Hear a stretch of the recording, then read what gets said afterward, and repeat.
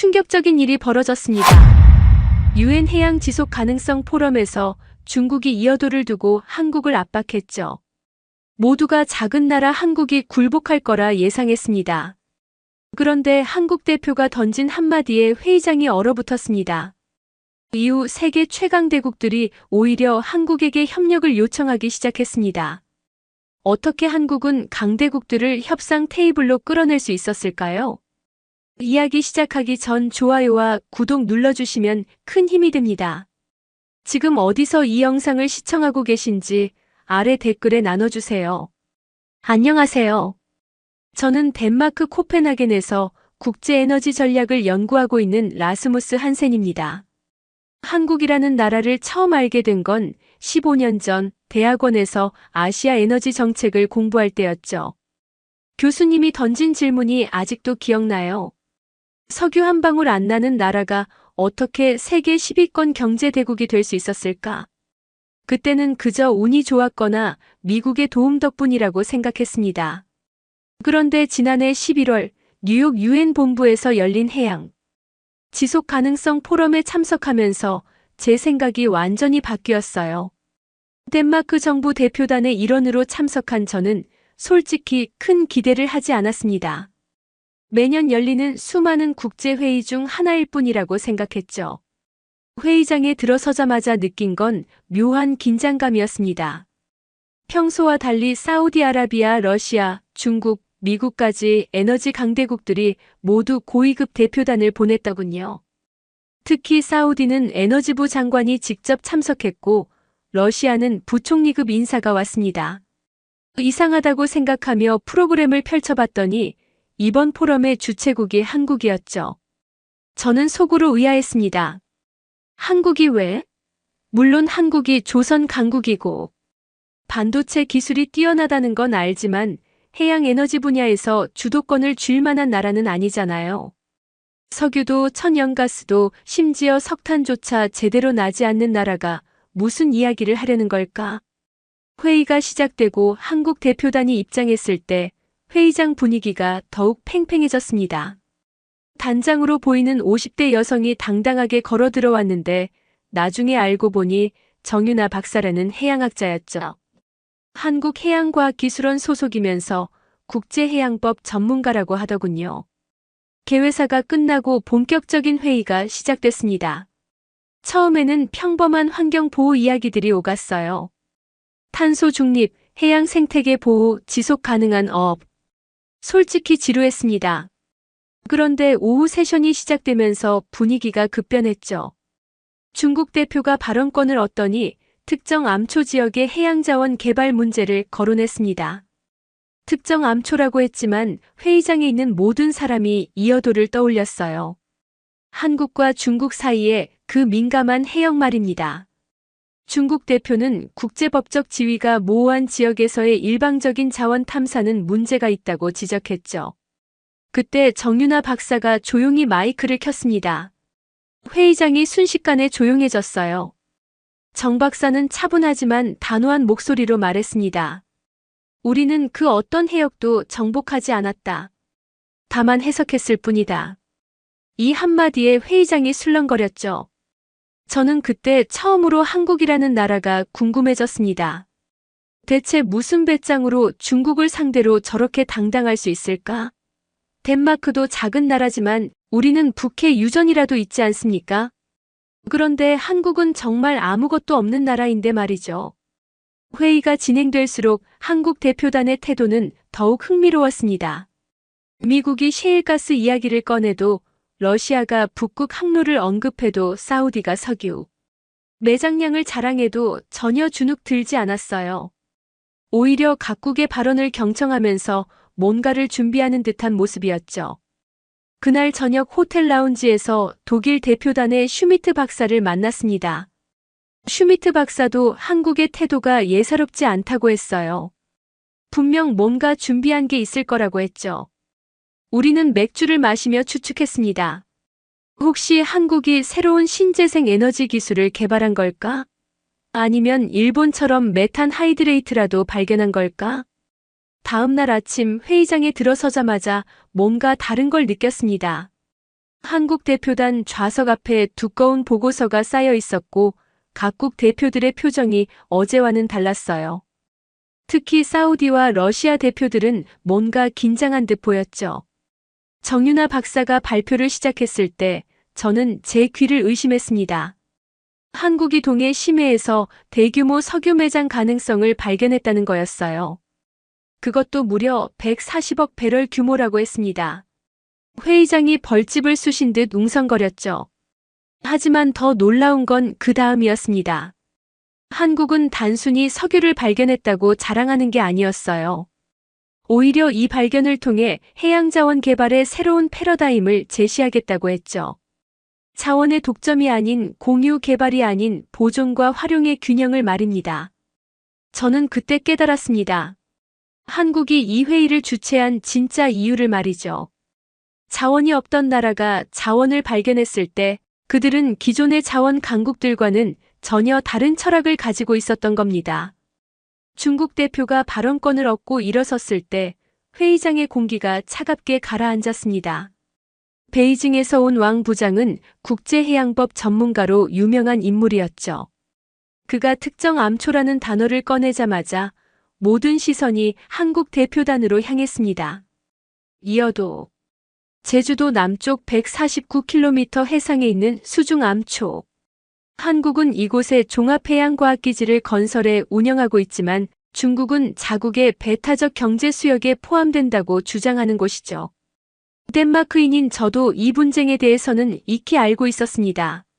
왕 부장은 신중하게 단어를 고르며 말했습니다.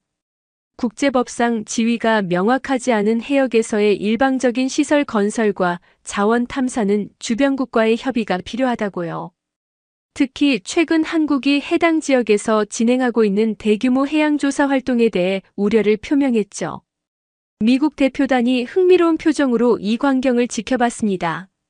러시아 대표는 메모를 하기 시작했고 일본 대표는 불편한 듯 자세를 고쳐 앉았어요. 모두가 한국의 대응을 기다렸죠. 정윤아 박사가 천천히 마이크를 당겼습니다. 잠시 침묵이 흐른 뒤 그녀가 입을 열었어요. 존경하는 왕 부장님, 귀하의 우려에 감사드립니다. 하지만 한 가지 분명히 하고 싶은 것이 있습니다. 대한민국은 그 어떤 해역도 정복하려 하지 않았습니다. 우리는 단지 바다를 해석했을 뿐입니다. 이 말에 회의장이 술렁거렸습니다. 정복이 아닌 해석이라니. 저도 처음 듣는 표현이었죠. 정 박사는 계속했습니다. 이어도 종합해양과학기지는 군사시설이 아닙니다. 그곳에서 우리가 하는 일은 해류 관측, 기상 데이터 수집, 해양 생태계 연구입니다. 이 데이터는 전 세계 과학자들과 실시간으로 공유되고 있으며 중국 연구진도 언제든 접근할 수 있습니다. 왕 부장이 반박하려 했지만 정 박사가 손을 들어 제지했습니다. 더 중요한 것은 우리가 그곳에서 발견한 것들입니다. 이어도 주변 해역은 단순한 암초가 아닙니다. 그곳은 쿠로시오 해류와 대륙북 냉수계가 만나는 지점으로 전 지구적 기후 변화를 이해하는 핵심 열쇠입니다.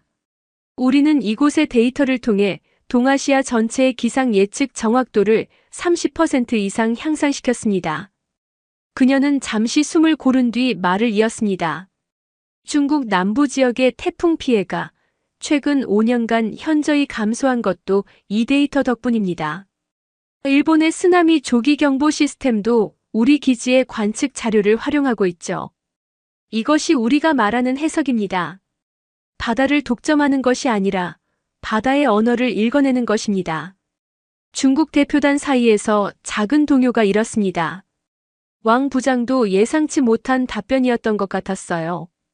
그는 잠시 부하 직원들과 상의한 뒤 다시 발언했습니다. 그렇다면 한국은 해당 지역에서 발견될 수 있는 자원에 대해서도 같은 입장을 취할 것인지 묻고 싶습니다. 정 박사가 미소를 지었습니다. 좋은 질문입니다.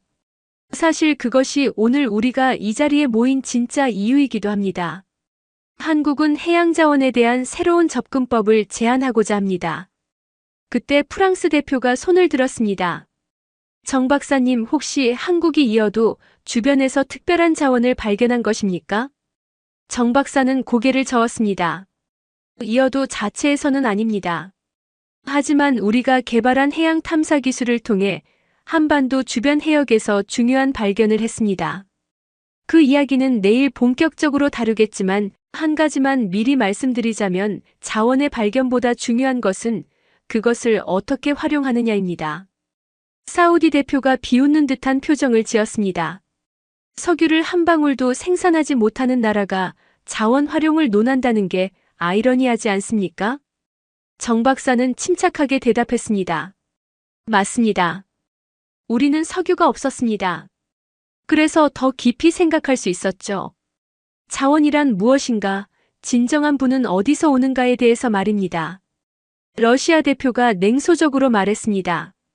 철학으로는 난방을 할 수 없고 이상으로는 자동차를 움직일 수 없습니다. 그럼요, 정 박사가 답했습니다. 하지만 기술은 할 수 있습니다. 그리고 한국은 자원이 없었기에 기술을 만들어냈습니다. 내일 그 결과를 보여드리겠습니다. 회의가 잠시 휴회된 뒤 각국 대표들은 삼삼오오 모여 수군거렸습니다. 독일 대표 슈미트 박사가 제게 다가왔어요. 한센, 한국이 뭔가 큰 걸 준비한 것 같지 않나?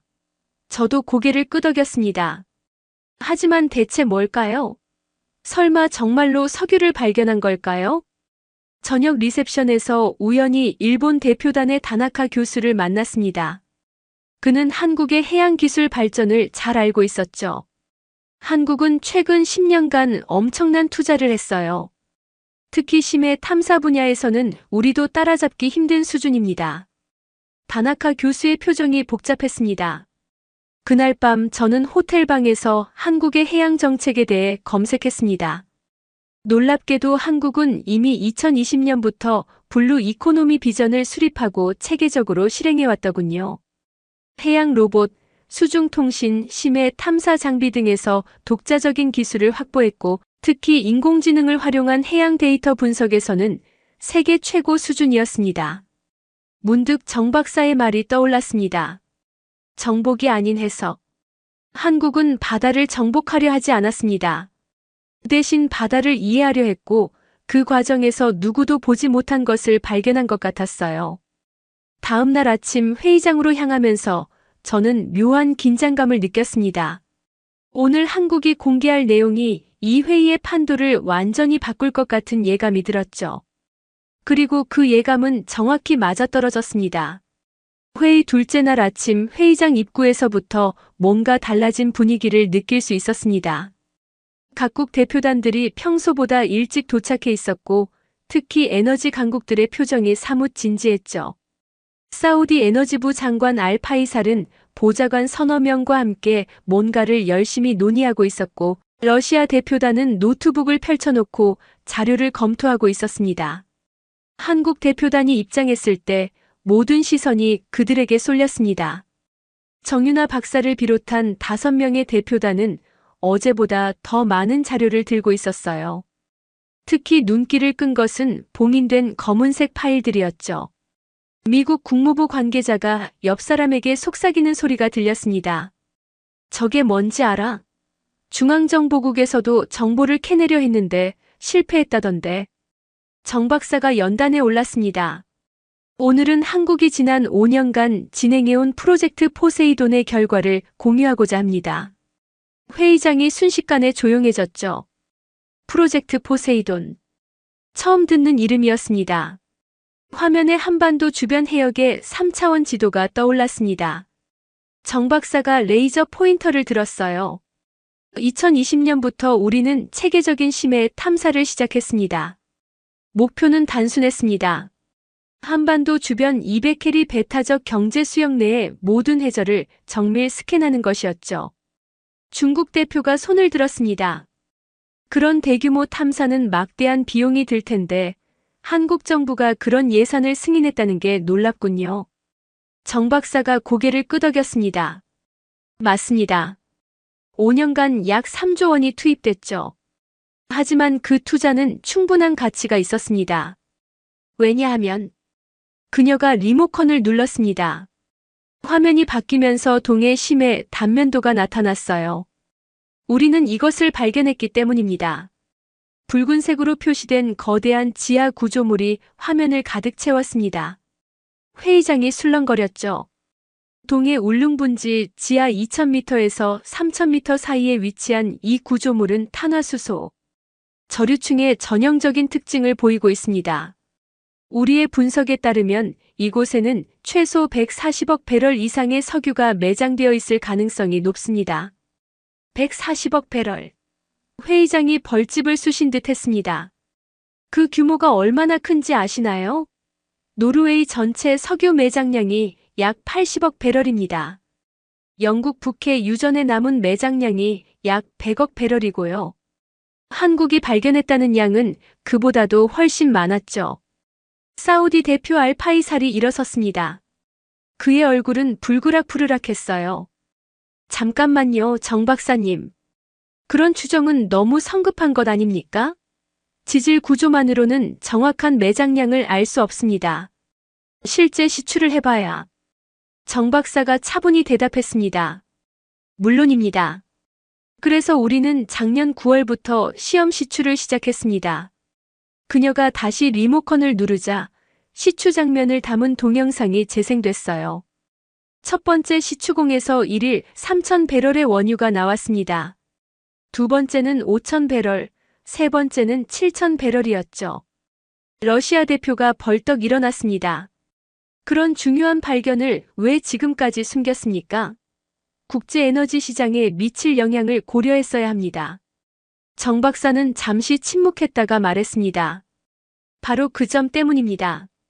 우리는 이 발견이 가져올 파장을 잘 알고 있었습니다. 그래서 신중하게 접근했죠. 단순히 우리만의 이익을 위해서가 아니라 전 지구적 에너지 안보를 위해서입니다. 미국 대표가 냉소적으로 말했습니다. 고귀한 의도는 알겠습니다만 결국 한국도 석유를 팔아서 돈을 벌려는 거 아닙니까? 정 박사가 고개를 저었습니다. 아닙니다. 우리의 계획은 다릅니다. 한국은 이 석유를 당장 개발하지 않을 것입니다. 회의장이 순간 정적에 휩싸였습니다. 무슨 말인지 이해가 안 됐죠. 석유를 발견하고도 개발하지 않는다니? 중국 대표가 어이없다는 표정으로 물었습니다. 그럼 왜 이런 발표를 하는 겁니까? 정 박사가 심호흡을 했습니다. 우리는 새로운 제안을 하려고 합니다. 동해 유전은 한국만의 것이 아니라 동북아시아 전체의 전략적 비축유로 관리하자는 것입니다. 개발은 하되 실제 생산은 글로벌 에너지 위기 상황에서만 하는 겁니다. 프랑스 대표가 손을 들었습니다. 흥미로운 제안이긴 한데 누가 그걸 관리합니까? 그리고 위기 상황은 누가 판단하죠? 정 박사가 준비한 자료를 펼쳤습니다.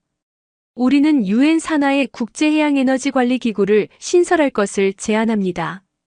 한국, 중국, 일본, 러시아, 미국이 상임이사국이 되고 기타 이에 당사국들이 참여하는 방식이죠. 위기 상황 판단은 객관적인 지표를 마련해서. 그때 사우디 대표가 크게 웃었습니다. 정 박사님, 당신들은 너무 이상주의적입니다. 석유는 힘입니다.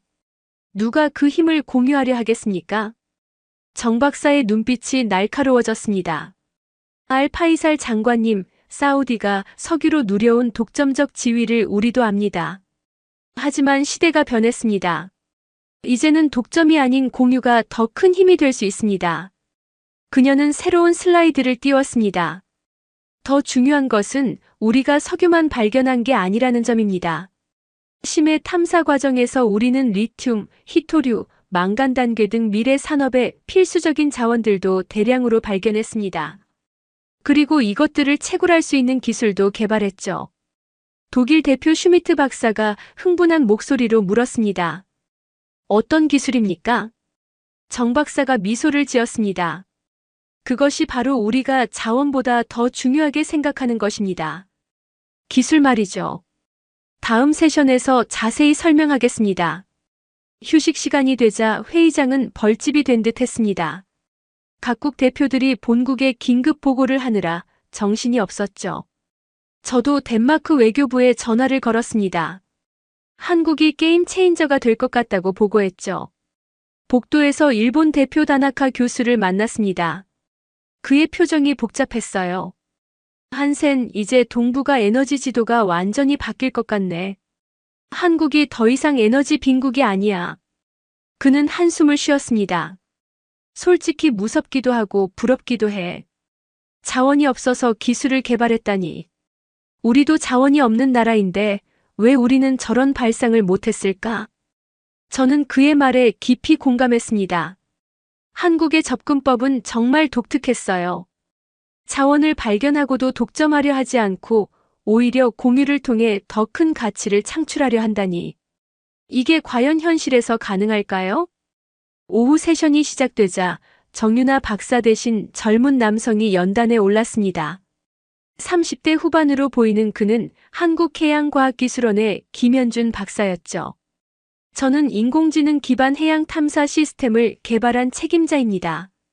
오늘은 한국이 어떻게 자원을 발견했는지 그 기술적 배경을 설명하겠습니다. 화면에 복잡한 장비들이 나타났습니다. 김 박사가 레이저 포인터를 들었어요. 전통적인 해양 탐사는 음파를 이용합니다. 하지만 심해에서는 한계가 있죠. 우리는 다른 접근을 했습니다. 양자 센서와 인공지능을 결합한 것입니다. 미국 대표단에서 기술 전문가가 손을 들었습니다. 양자 센서를 심해에서 작동시킨다는 게 가능합니까? 압력과 온도 때문에.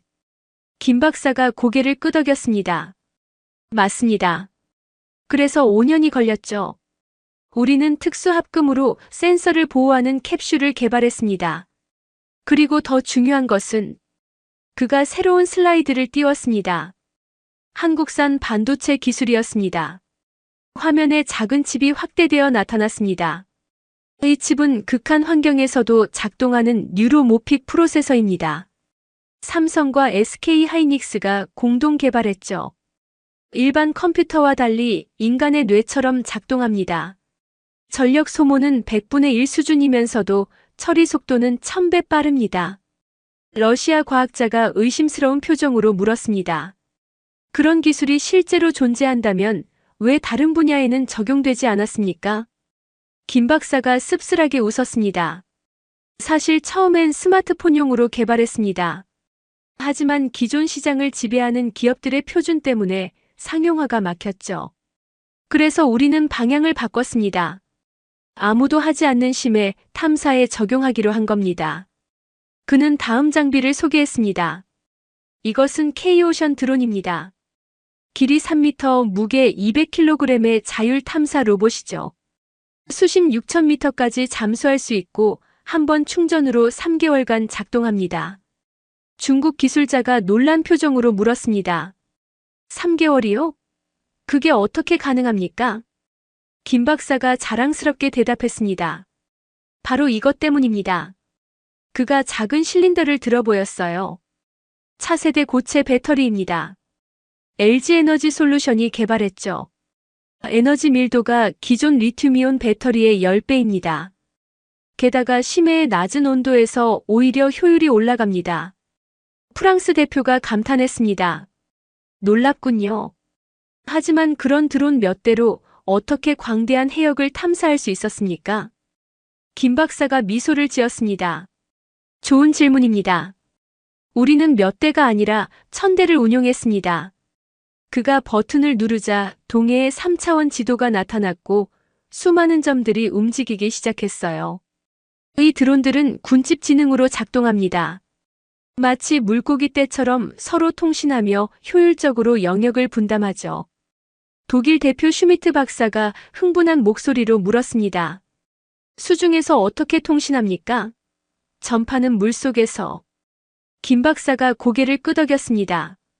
맞습니다. 그래서 우리는 새로운 방식을 개발했죠. 블루 레이저 통신입니다. 청색 레이저는 물속에서도 수백 미터까지 전달됩니다.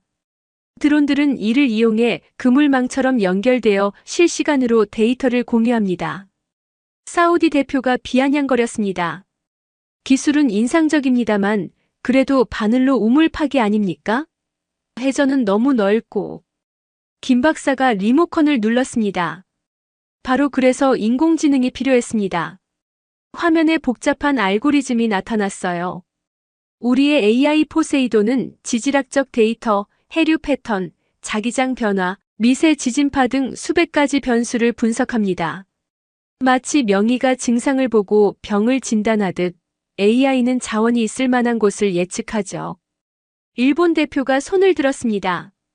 그런 AI를 학습시키려면 방대한 데이터가 필요할 텐데요. 김 박사가 고개를 끄덕였습니다. 정확합니다. 그래서 우리는 전 세계 해양 데이터를 수집했습니다. 구글, 아마존의 클라우드를 활용했고 나사와 노아의 위성 데이터도 구매했죠. 하지만 가장 중요한 데이터는 그가 잠시 멈췄습니다. 한국 어민들이 1000년 동안 축적한 경험이었습니다. 회의장이 조용해졌습니다. 김 박사가 계속했어요. 우리는 전국의 어촌을 방문해 노인들을 인터뷰했습니다. 언제 어디서 물고기가 잡히는지, 해류가 어떻게 바뀌는지, 바닷물 색깔이 왜 변하는지, 이런 전통 지식을 디지털화해서 AI에 학습시켰죠. 미국 대표가 코웃음을 쳤습니다. 미신을 과학이라고 포장하는 건 아닙니까? 김 박사의 눈빛이 날카로워졌습니다. 미신이 아닙니다. 패턴입니다. 어민들이 물고기가 많다고 한 지역은 실제로 플랑크톤이 풍부했고 그곳은 해저 용승류가 발생하는 곳이었죠. 용승류는 해저 지형과 관련이 있고 특정 지형은 자원 매장 가능성이 높습니다. 전통과 첨단의 융합, 이것이 한국의 방식입니다. 그가 마지막 슬라이드를 띄웠습니다. 하지만 기술보다 중요한 건 철학입니다. 우리는 자원을 찾기 위해 바다를 파괴하지 않았습니다. 모든 탐사는 환경 영향 평가를 거쳤고 해양 생태계를 보호하는 선에서 진행됐죠. 러시아 대표가 냉소적으로 말했습니다. 고귀한 말씀이지만 결국 석유를 캐낼 때는 환경 파괴가 불가피합니다. 김 박사가 고개를 저었습니다. 그래서 우리는 새로운 채굴 방식도 개발했습니다. 하지만 그건 제 전문 분야가 아니라서. 그가 정윤아 박사를 돌아봤어요. 내일 더 자세히 설명드릴 겁니다. 휴식 시간에 저는 김 박사를 따로 만났습니다. 정말 인상적인 발표였습니다. 한국이 이런 기술을 개발했다니 놀랍네요. 김 박사가 쓴웃음을 지었습니다. 사실 가장 힘든 건 기술 개발이 아니었어요. 예산을 확보하고 관료주의와 싸우고 기득권의 방해를 극복하는 거였죠. 처음엔 모두가 미쳤다고 했습니다. 바다에 돈을 버린다고요? 그럼 어떻게 설득했습니까?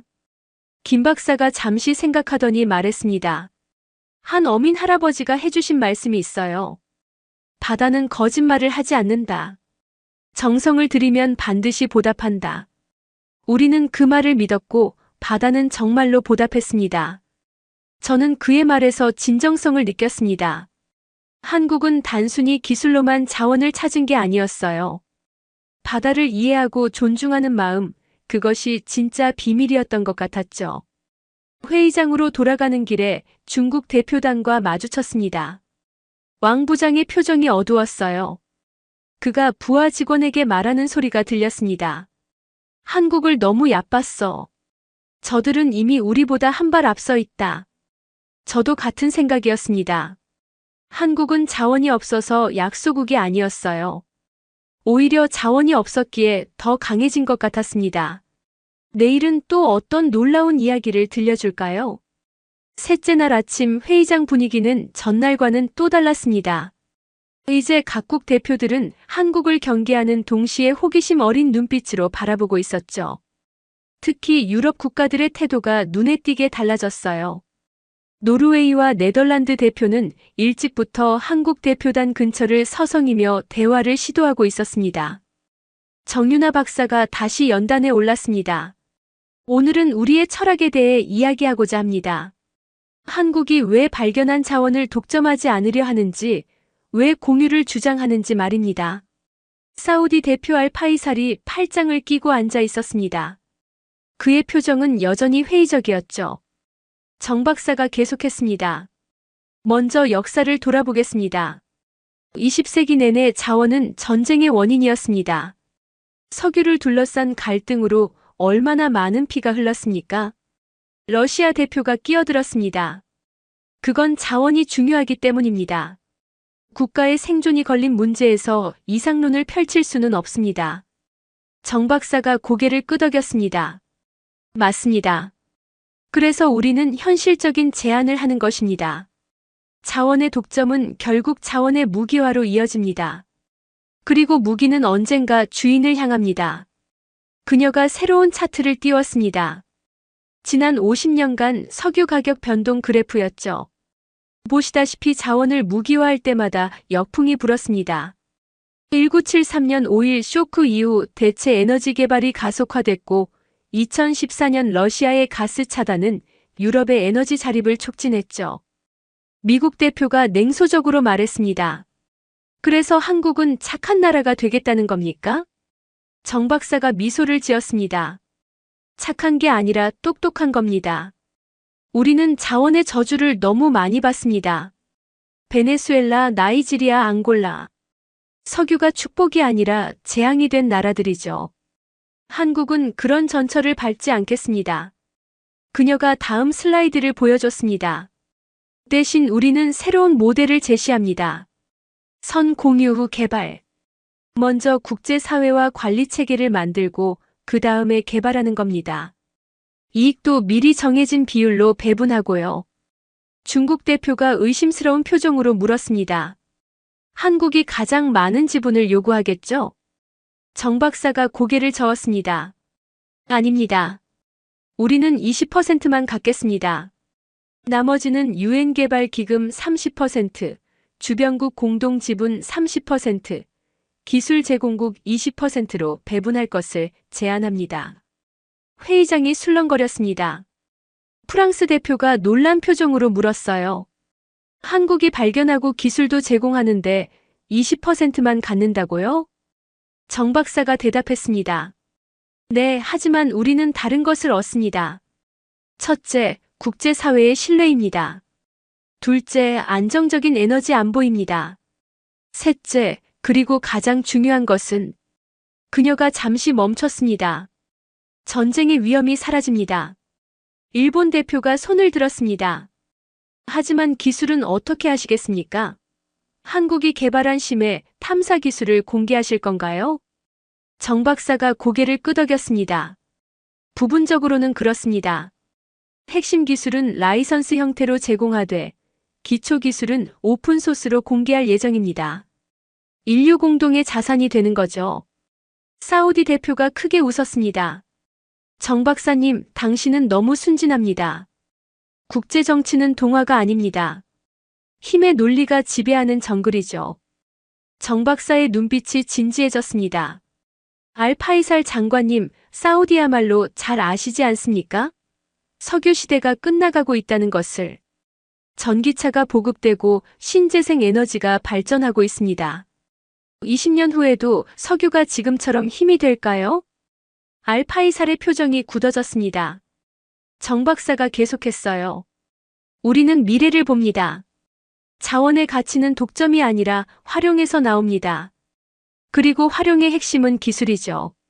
한국은 자원을 발견했지만 더 중요한 건 그것을 찾아낸 기술입니다. 독일 대표 슈미트 박사가 박수를 쳤습니다. 브라보! 정말 혁신적인 접근입니다. 독일은 한국의 제안을 진지하게 검토하겠습니다. 노르웨이 대표도 고개를 끄덕였습니다. 우리도 북해 유전을 보유하고 있지만 한국의 철학에 공감합니다. 자원은 미래 세대의 것이기도 하니까요. 그때 러시아 대표가 일어났습니다. 철학은 좋습니다만 현실을 봅시다. 중국은 이미 남중국해에서 일방적으로 자원을 개발하고 있고 미국은 셰일가스로 에너지 패권을 쥐고 있습니다. 한국의 제안이 이들을 설득할 수 있을까요? 정 박사가 심호흡을 했습니다. 그래서 우리는 증명하려고 합니다. 공유와 협력이 독점보다 더 큰 이익을 가져다 준다는 것을. 그녀가 리모컨을 눌렀습니다. 화면에 새로운 프로젝트가 나타났어요. K-오션 이니셔티브. 한국의 기술과 국제 자본, 그리고 각국의 해양 자원을 결합하는 프로젝트입니다. 미국 대표가 관심을 보였습니다. 구체적으로 어떤 내용입니까? 정 박사가 설명했습니다. 첫 단계로 태평양 공해상에 부유식 에너지 플랜트를 건설합니다. 태양광, 풍력, 파력, 조력을 모두 활용하는 복합 발전소죠. 여기서 생산된 전기로 바닷물을 전기 분해해 그린 수소를 생산합니다. 중국 대표가 끼어들었습니다. 그런 건 이미 많은 나라가 시도하고 있습니다. 정 박사가 고개를 끄덕였습니다. 맞습니다. 하지만 우리의 차별점은 규모와 효율입니다. 한국의 조선 기술로 건설비를 절반으로 줄이고 AI로 운영을 최적화해 효율을 2배로 높입니다. 그리고 가장 중요한 것은 그녀가 잠시 멈췄습니다. 이 시설을 국제 공동 소유로 하는 겁니다. 프랑스 대표가 흥미로워했습니다. 일종의 국제 에너지 협동조합 같은 건가요? 정 박사가 미소를 지었습니다. 정확합니다. 참여국은 투자 비율에 따라 지분을 갖고 생산된 수소를 우선 구매할 권리를 얻습니다. 갈등 대신 협력으로 에너지 안보를 달성하는 거죠. 사우디 대표가 코웃음을 쳤습니다. 듣기 좋은 이야기지만 투자 대비 수익은 어떻습니까? 정 박사가 준비한 자료를 펼쳤습니다. 우리 계산으로는 7년이면 투자금을 회수하고 그 후로는 연간 15% 이상의 수익이 가능합니다. 게다가 탄소 크레딧까지 고려하면 그때 뜻밖의 인물이 발언했습니다. 그동안 조용히 듣고만 있던 아프리카 연합 대표였죠. 정 박사님, 아프리카는 어떻게 참여할 수 있습니까? 우리는 투자할 자본이 부족합니다. 정 박사의 눈빛이 따뜻해졌습니다. 좋은 질문입니다. 자본이 없다면 다른 것으로 참여할 수 있습니다. 아프리카의 광대한 해안선, 풍부한 일조량, 젊은 노동력. 이것들도 훌륭한 자원입니다. 우리는 기술을 제공하고 아프리카는 장소와 인력을 제공하는 방식으로 협력할 수 있죠. 회의장 분위기가 미묘하게 변하고 있었습니다. 처음에 회의적이던 시선들이 점차 관심과 기대로 바뀌고 있었어요. 특히 중소국가들의 표정이 밝아졌죠. 네덜란드 대표가 손을 들었습니다. 한국의 제안은 매력적입니다. 하지만 누가 이 모든 것을 조정하고 관리합니까? 정 박사가 대답했습니다. 그것이 바로 오늘 제안하는 국제해양에너지기구의 역할입니다. 투명한 운영, 공정한 배분, 기술 공유, 환경 보호. 이 모든 것을 관리하는 국제기구가 필요합니다. 휴식 시간이 되자 회의장은 활기를 띠었습니다. 각국 대표들이 삼삼오오 모여 한국의 제안을 논의했죠.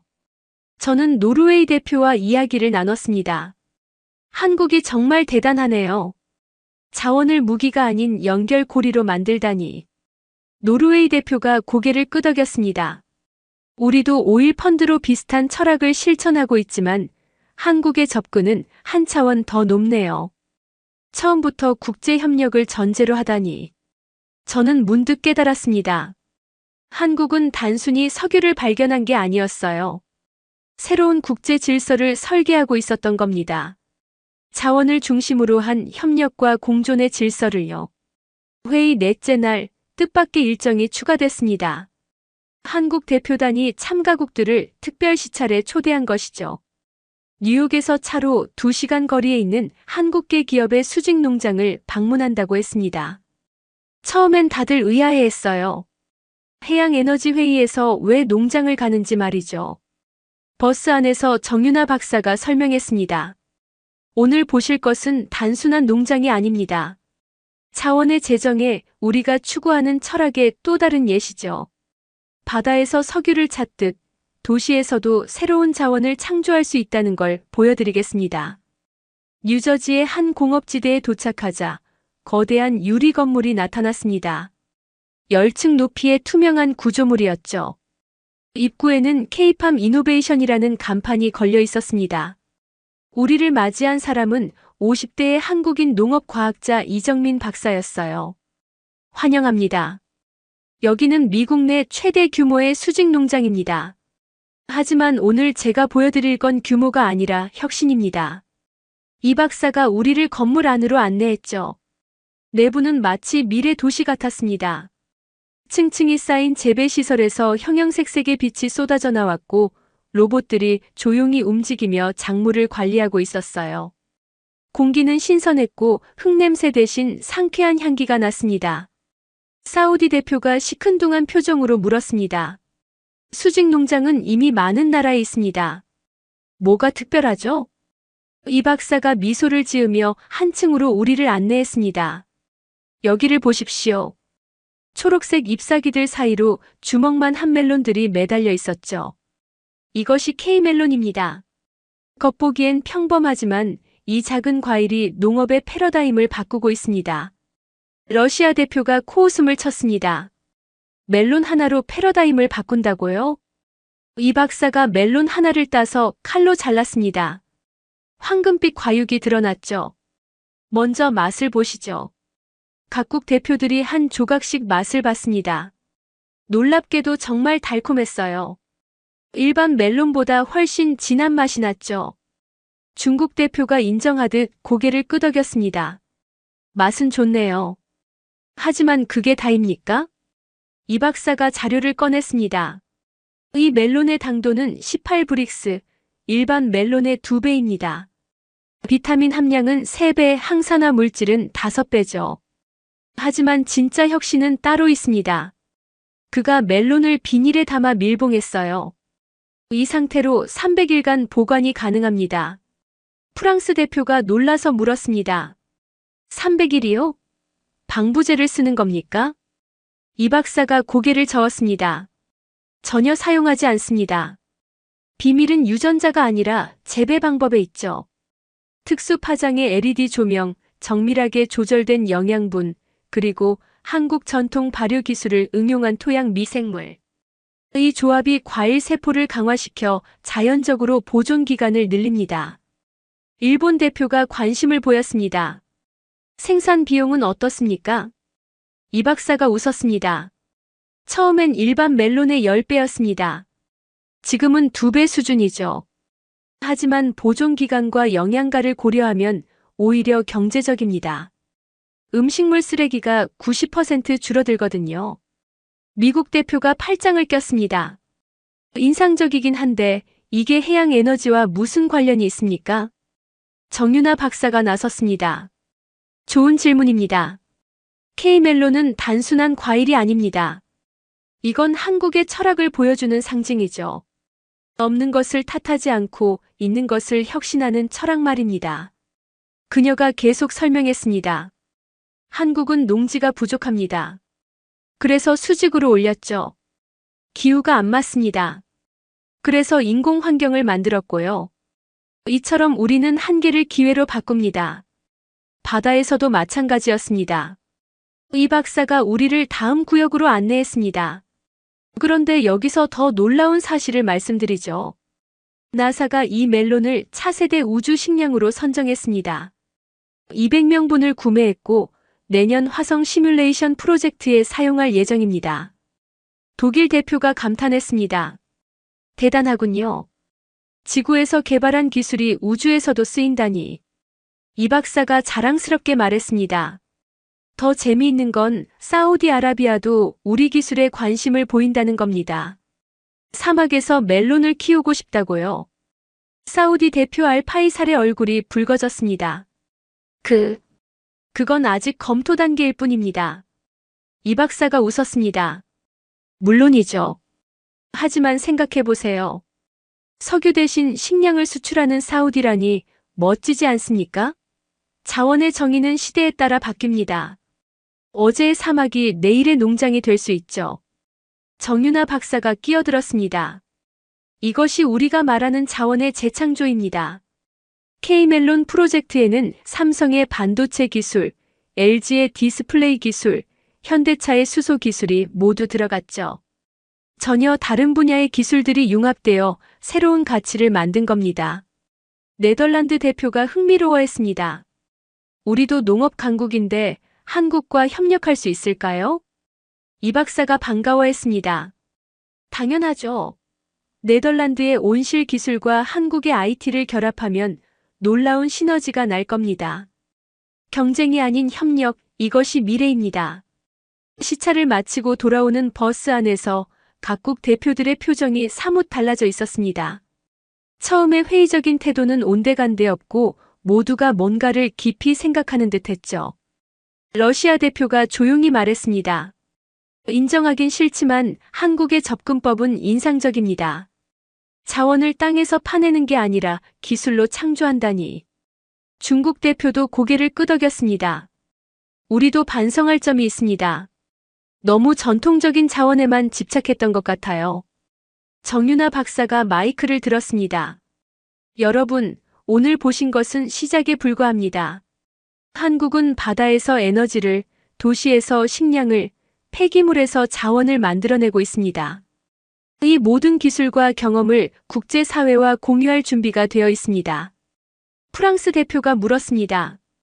하지만 왜 그렇게 하시는 겁니까? 독점하면 더 큰 이익을 얻을 텐데. 정 박사가 잠시 침묵하다가 말했습니다. 한국 전쟁 때 우리는 모든 것을 잃었습니다. 그때 국제사회가 도와주지 않았다면 오늘의 한국은 없었을 겁니다. 이제 우리가 보답할 차례입니다. 그리고 그녀가 창밖을 바라봤습니다. 혼자 가면 빨리 가지만 함께 가면 멀리 갑니다. 우리는 멀리 가고 싶습니다. 버스 안이 조용해졌습니다. 저는 그때 느꼈어요. 한국이 보여준 건 단순한 기술이나 자원이 아니었다고. 그들은 새로운 문명의 모델을 제시하고 있었던 겁니다. 경쟁과 독점이 아닌 협력과 공유의 문명을요. 호텔에 도착했을 때 독일 대표 슈미트 박사가 제게 말했습니다. 한센, 우리가 역사적인 순간을 목격하고 있는 것 같지 않나? 한국이 세계를 바꾸려 하고 있어. 저도 같은 생각이었습니다. 작은 나라 한국이 어떻게 이런 큰 그림을 그릴 수 있었을까? 아마도 그들은 오랜 세월 주변 강국들 사이에서 생존하며 깨달은 것 같았습니다. 진정한 힘은 지배가 아니라 연결해서 나온다는 것을요. 회의 마지막 날 아침, 분위기는 첫날과는 완전히 달라져 있었습니다. 이제 한국을 바라보는 시선에는 경계심보다 기대감이 더 많이 담겨 있었죠.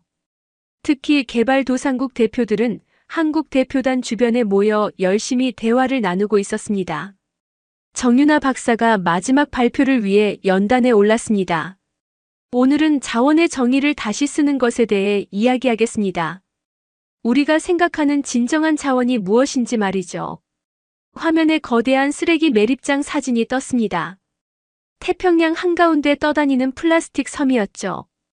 많은 사람들이 이것을 환경재앙이라고 부릅니다. 하지만 우리는 다르게 봅니다. 이것은 잘못 배치된 자원입니다. 미국 대표가 의아한 표정을 지었습니다. 쓰레기를 자원이라고요? 정 박사가 고개를 끄덕였습니다. 네, 관점의 문제입니다. 석유도 수백만 년 전엔 그저 죽은 생물의 잔해였죠. 중요한 건 그것을 어떻게 변환시키느냐입니다. 그녀가 다음 슬라이드를 보여줬습니다. 한국의 한 화학기업이 개발한 플라스틱 분해 기술이었어요. 우리는 특수효소를 개발해 플라스틱을 24시간 안에 원료 상태로 되돌릴 수 있습니다.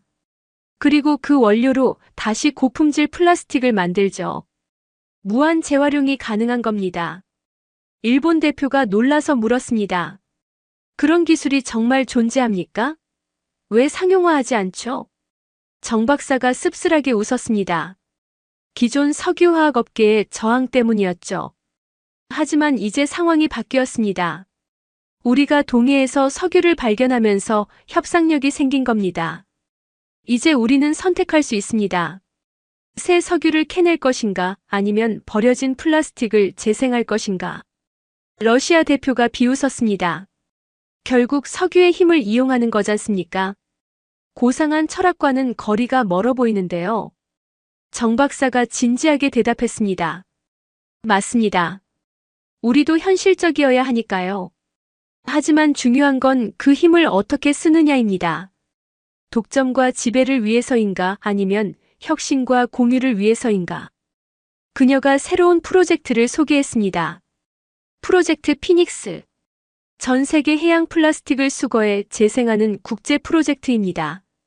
한국의 기술, 중국의 인력, 미국의 자본, 유럽의 환경 규제를 결합하는 거죠. 중국 대표가 관심을 보였습니다. 흥미롭네요. 하지만 수익성은 어떻습니까? 정 박사가 계산서를 보여줬습니다. 톤당 처리 비용은 $300, 재생 원료 판매가는 $800, 차익이 $500입니다. 연간 1,000만 톤을 처리하면 $50억 달러의 수익이 나죠. 게다가 탄소 크레딧까지 더하면 사우디 대표가 끼어들었습니다. 그래도 원유를 파는 것보다는 수익이 적지 않습니까? 정 박사가 고개를 저었습니다. 단기적으로는 그럴 수 있습니다. 하지만 장기적으로 보세요. 석유는 고갈되지만 플라스틱 쓰레기는 계속 나옵니다. 어느 쪽이 지속 가능한 사업일까요? 프랑스 대표가 박수를 쳤습니다. 브릴리언트. 쓰레기를 금으로 바꾸는 현대판 연금술이군요. 정 박사가 미소 지으며 다음 주제로 넘어갔습니다. 이제 더 큰 그림을 보여드리죠. 한국이 정의하는 21세기의 자원은 이렇습니다. 화면에 5가지 항목이 나타났습니다. 첫째, 기술. 둘째, 데이터. 셋째, 신뢰. 넷째, 네트워크. 다섯째, 의미. 독일 대표가 고개를 갸웃했습니다. 처음 4개는 이해하겠는데 의미가 자원이라니요? 정 박사가 설명했습니다. 예를 들어볼게요. 한국의 K-팝은 음악입니다. 하지만 단순한 음악이 아니죠. 그것은 젊은이들에게 꿈과 희망의 의미를 전달합니다. 그 의미가 만들어낸 경제 효과가 연간 $100억 달러를 넘습니다. 그녀가 계속했습니다. 마찬가지로 우리가 제안하는 공유경제 모델도 단순한 사업이 아닙니다. 그것은 새로운 문명의 의미를 담고 있죠. 함께 살아가는 방법, 지구를 지키는 방법에 대한 의미 말입니다. 미국 대표가 냉소적으로 말했습니다. 의미로는 배를 채울 수 없습니다. 정 박사가 단호하게 대답했습니다. 하지만 의미 없이는 배를 채워도 공허합니다. 20세기의 자원 전쟁이 무엇을 남겼습니까? 파괴와 증오뿐이죠. 우리는 다른 길을 가려고 합니다. 그때 아프리카 연합 대표가 일어났습니다. 정 박사님, 아프리카는 자원이 풍부하지만 가난합니다. 기술도 자본도 부족하죠. 우리가 어떻게 이 새로운 패러다임에 참여할 수 있을까요? 정 박사의 눈빛이 따뜻해졌습니다. 아프리카야말로 가장 큰 잠재력을 가지고 있습니다. 인구의 60%가 30세 이하인 젊은 대륙이죠. 그 젊음이 바로 자원입니다. 그녀가 새로운 제안을 했습니다. 한아프리카 디지털 르네상스 프로젝트. 한국의 IT 기술과 교육 시스템을 아프리카에 이전하고 아프리카의 젊은이들을 글로벌 디지털 인재로 육성하는 거죠. 10년 안에 아프리카를 세계의 디지털 공장으로 만들 수 있습니다. 인도 대표가 손을 들었습니다. 인도도 IT 강국인데 경쟁 관계가 되는 거 아닌가요? 정 박사가 고개를 저었습니다. 경쟁이 아니라 분업입니다. 인도는 소프트웨어, 한국은 하드웨어와 시스템, 아프리카는 새로운 콘텐츠와 서비스. 각자의 강점을 살려 함께 성장하는 거죠. 회의장이 술렁거렸습니다. 브라질 대표가 흥분한 목소리로 말했습니다. 중남미는 어떻습니까? 우리도 참여할 수 있나요? 정 박사가 웃으며 대답했습니다. 물론이죠. 중남미의 풍부한 문화 콘텐츠, 유럽과의 역사적 연결, 미국과의 지리적 근접성. 이 모든 게 자원입니다. 중요한 건 그것을 어떻게 엮어내느냐죠. 그녀가 마지막 슬라이드를 띄웠습니다. 거대한 네트워크 지도였어요. 결론을 말씀드리겠습니다. 21세기의 진정한 자원은 연결입니다. 기술과 기술의 연결, 사람과 사람의 연결, 의미와 가치의 연결. 한국은 그 연결의 허브가 되고자 합니다. 사우디 대표가 복잡한 표정으로 물었습니다. 그럼 석유의 시대는 끝나는 겁니까? 정 박사가 신중하게 대답했습니다. 끝나는 게 아니라 진화하는 겁니다. 석유도 여전히 중요합니다. 하지만 그것을 태우는 연료로만 볼 게 아니라 새로운 소재의 원료로 봐야 하죠. 사우디도 이미 비전 2030을 통해 변화를 시작하지 않았습니까? 알파이살이 처음으로 진지한 표정을 지었습니다. 맞습니다. 우리도 변해야 한다는 걸 압니다. 하지만 정 박사가 따뜻하게 말했습니다. 혼자서는 어렵죠. 그래서 함께 하자는 겁니다. 사우디의 자본과 한국의 기술, 그리고 전 세계의 지혜를 모으면 불가능한 게 없습니다. 러시아 대표가 한숨을 쉬었습니다. 이상적으로 들리지만 현실은 다릅니다. 국가 간 이해관계, 정치적 갈등, 문화적 차이. 정 박사가 고개를 끄덕였습니다. 맞습니다. 쉽지 않을 겁니다. 하지만 대안이 있습니까?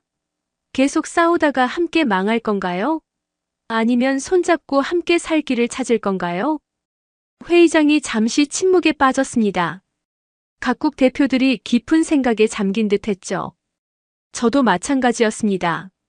한국이 제시한 비전은 너무나 거대했어요. 과연 실현 가능할까? 하지만 동시에 가슴이 뛰었습니다. 만약 이게 실현된다면 정말로 새로운 세상이 열릴 테니까요. 폐회식이 열리는 회의장은 개막식 때와는 전혀 다른 분위기였습니다. 각국 대표들의 표정에는 경계심 대신 고민과 성찰이 담겨 있었죠. 일주일 전만 해도 서로를 경쟁자로만 보던 사람들이 이제는 미래의 동반자가 될 가능성을 탐색하고 있었습니다. 정윤아 박사가 마지막으로 연단에 올랐습니다.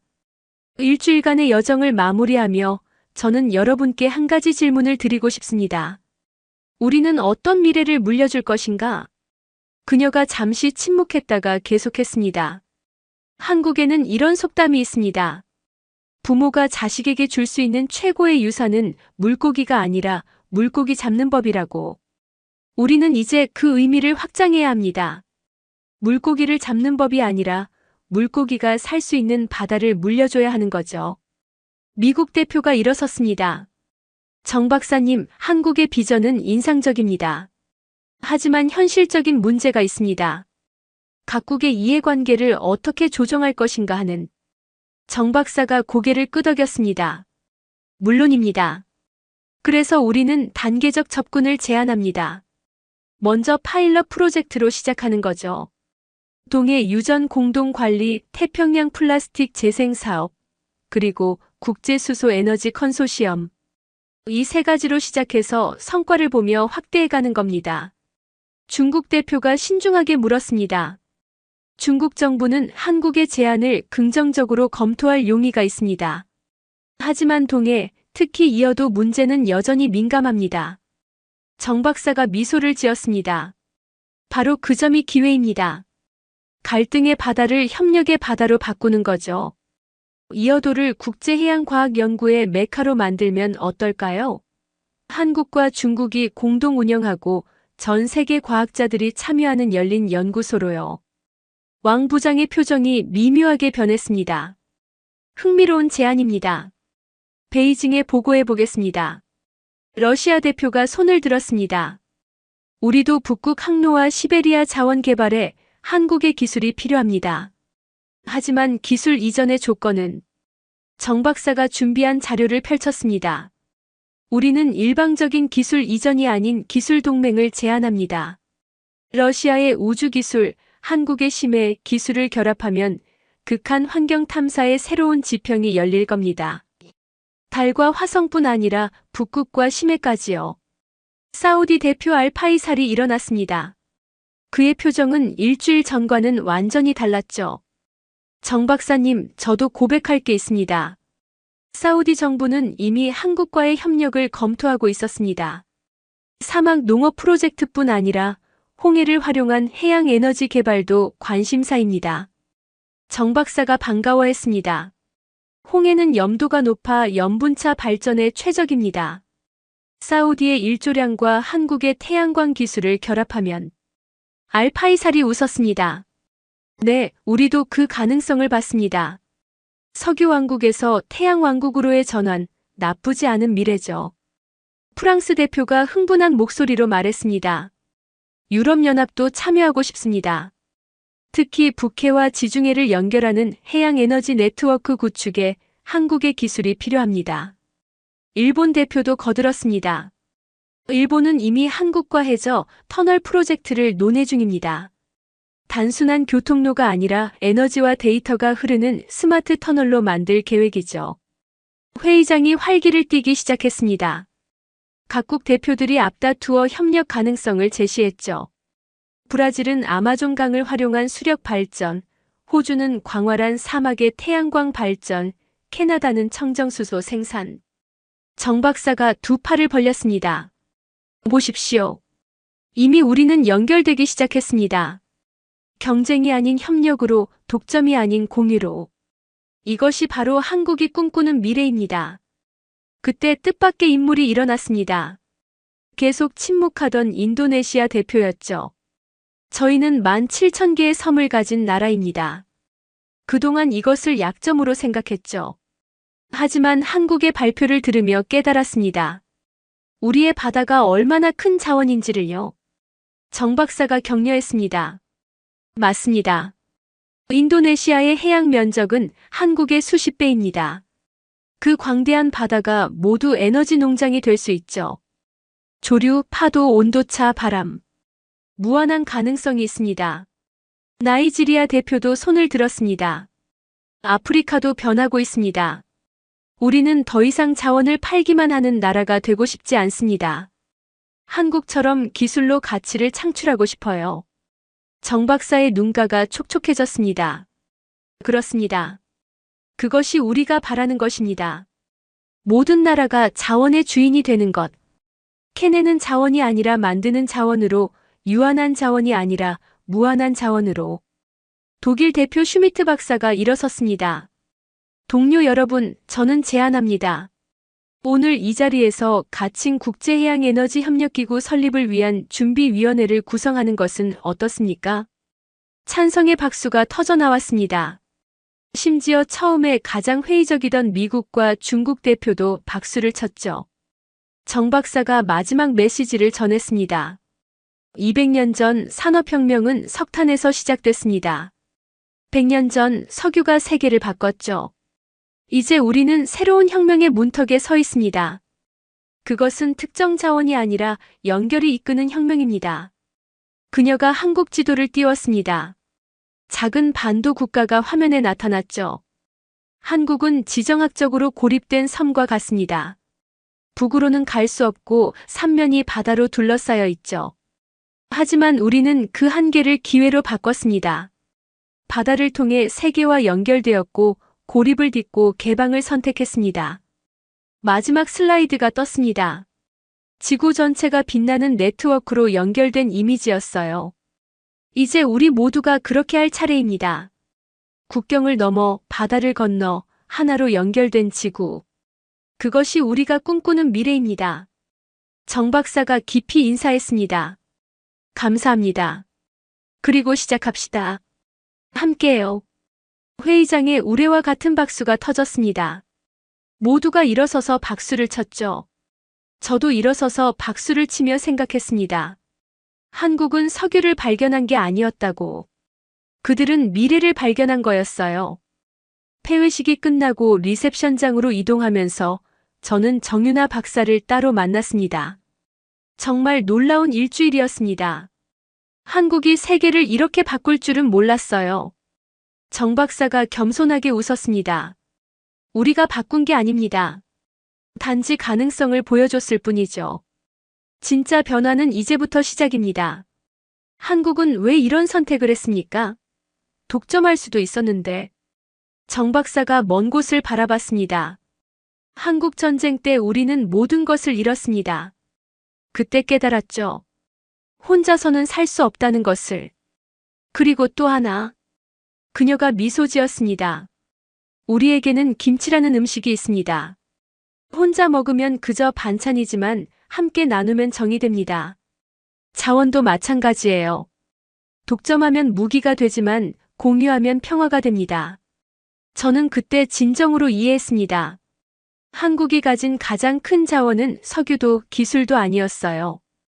그것은 함께라는 철학이었습니다.